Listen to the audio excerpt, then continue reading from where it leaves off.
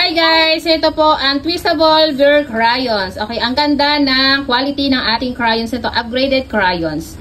Ang ganda ng kanyang pinanghalagyanan. So, pwedeng pang regalo ngayong Christmas. Ang kagandahan dito ha, mga ni, non-toxic crayons and washable po siya. Meron siyang kasamang sticker and then brush.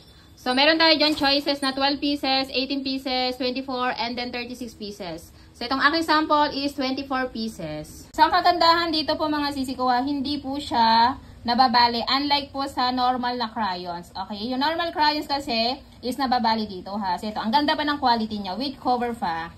Okay? So, ganyan. Adjustable, twistable tayo dyan ha. Mahaba din yan mga mi. Ayan, mahaba. Kaya matagal din ito maubos ng inyong anakis. Ayan, mahaba siya. Okay? Sa semento to, so itatry ko sa semento ha. Ayan.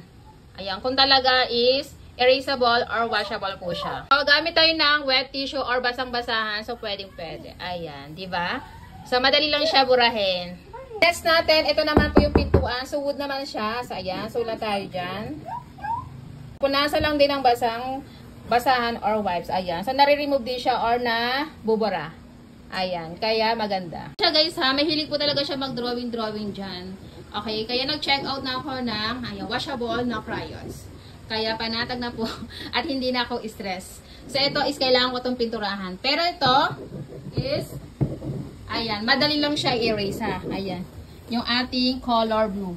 Kasi yan is washable. Ang ganda. Okay, so yan guys ha, ayan. Ito naman yung pinaka-quality niya sa papel. So maganda rin po. Ayan, talagang crayons, normal na crayons po. Okay, ang ganda ng quality ng ating crayons. Okay, so check out na tayo mga Z's. It's pink, I'm done. You're done? What's the color? Blue. Oh, very good. Color blue. Ayan. Thank you. Check out na tayo dyan.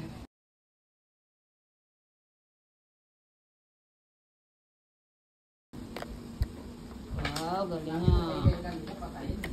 Color? Orange. Ang galing nga, orange. Which one? Ang galing, orange. Very good. Wow, very colorful. Color? Pink. May I see?